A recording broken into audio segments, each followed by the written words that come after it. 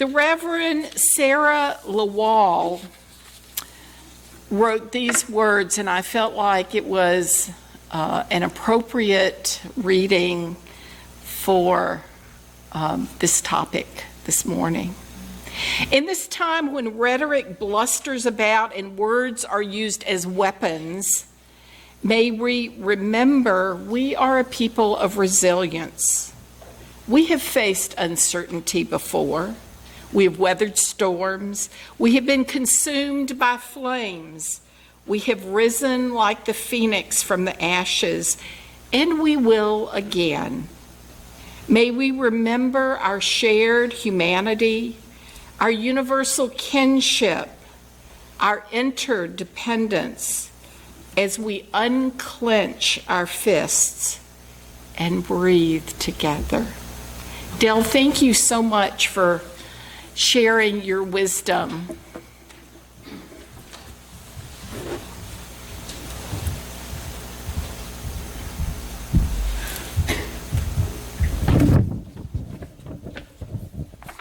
Good morning.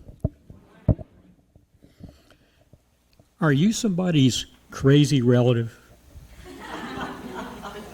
I have been on occasion.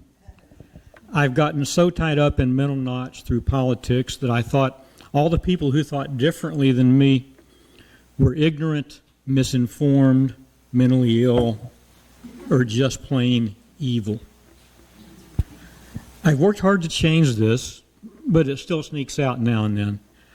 Not long ago in a Better Angels workshop, we were discussing the inherent fight or flight response in all of us, and the amygdala was mentioned. If you haven't heard of it, it's a primitive part of your brain. It takes over when we perceive a threat, and it's automatic. But in the workshop, I described it as the part of the brain that protects creationists from being eaten by dinosaurs.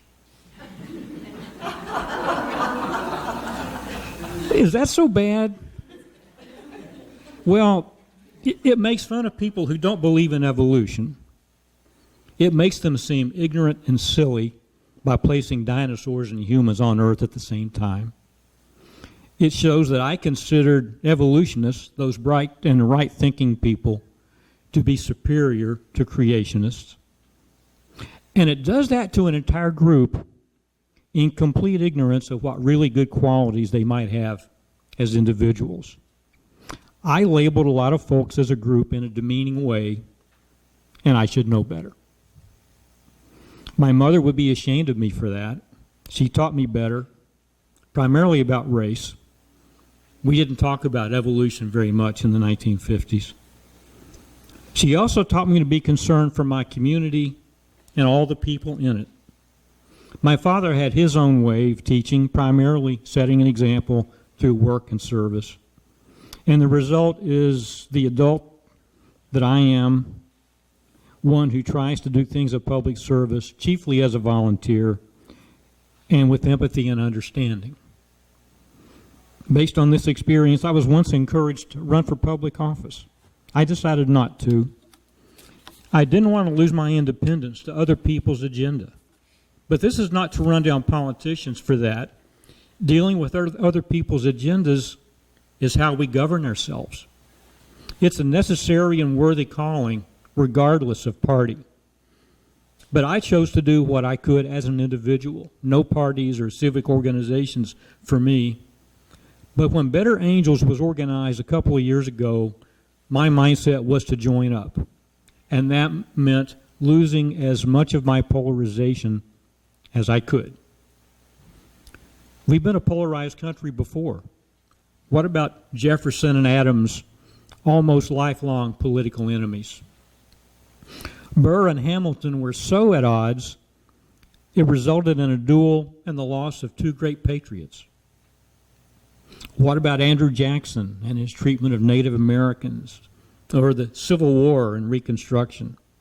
This didn't start with the last presidential election. We've had it before, and the current version has been growing for a while. In 1960, 5% of us would be uncomfortable if our son or daughter married into the other political party. with 35 to 40% of us feeling the same way about race. Today, 35 to 40% feel this way about party, and about 5% feel this way about race. People my age are partly responsible for this. According to a study by the National Academy of Science, polarization is growing faster among the elderly than among people under 40. I don't know if that makes people over 40 elderly. I don't think so. There's some in the middle there. But this might be because retired seniors on average watch TV about 50 hours a week. The median age of viewers of Fox, CNN, and MSNBC is 60 or more. And I think it's well understood that our media choices strongly influence our thinking. But there are bright spots. The Problem Solvers Caucus was formed in the House of Representatives.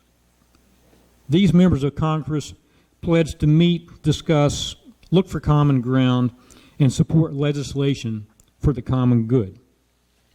There's a group called Making America Dinner Again.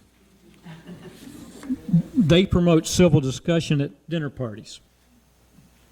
There's a web organization named Open Mind.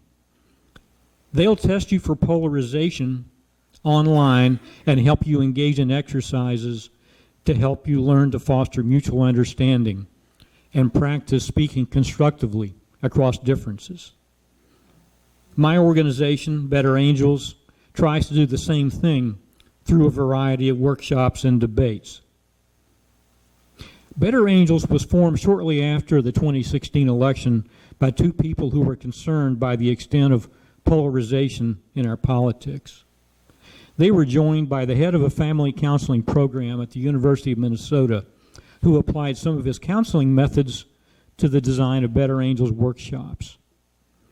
They quickly found others to join their nonprofit and began training people and holding workshops in 2017. These workshops aim to help reduce polarization by bringing conservatives and progressives together in structured interaction, helping them learn or relearn the communication skills used to depolarize political conversations.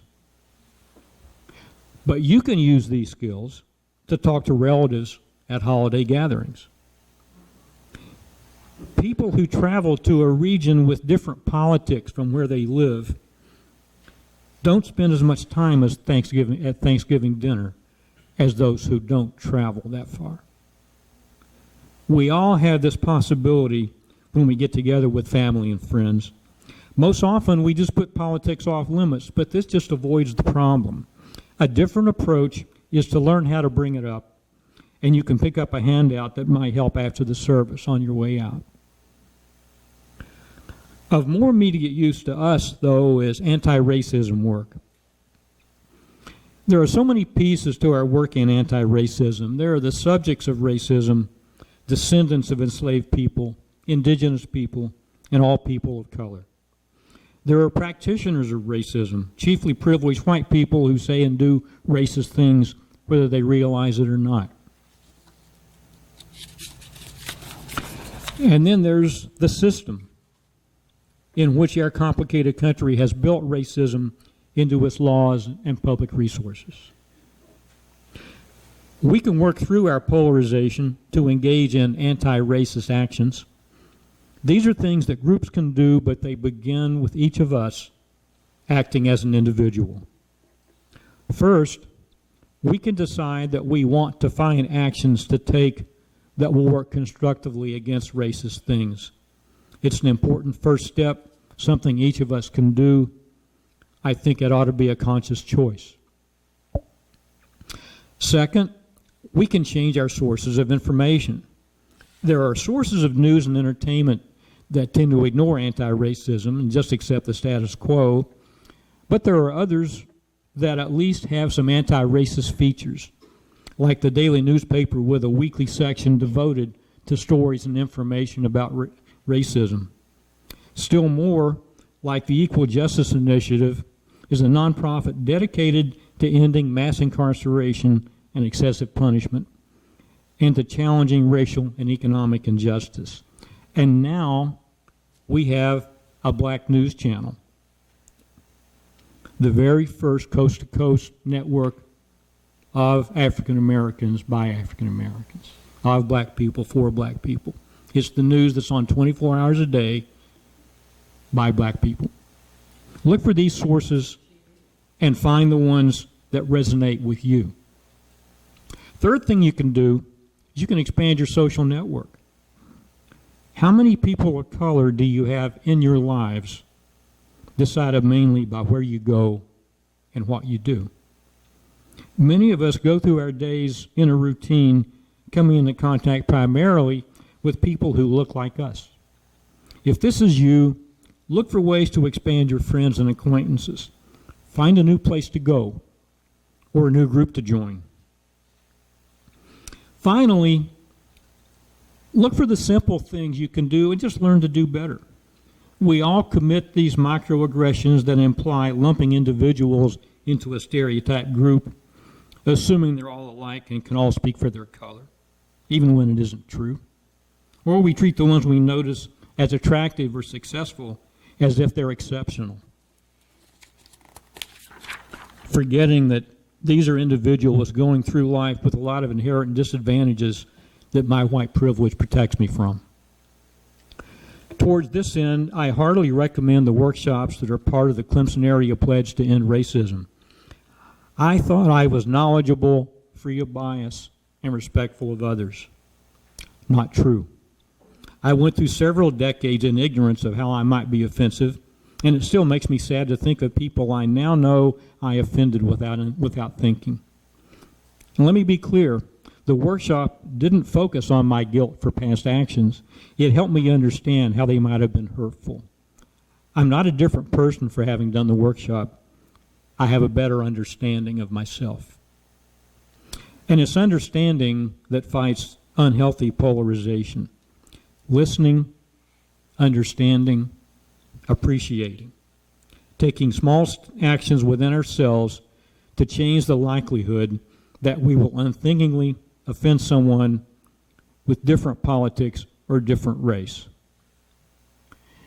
It's all too easy to say something to someone we know well and assume that everybody within earshot thinks the same way we do, but it is almost never true. It's all the same. It all begins with each of us, and eventually it leads us to acting together.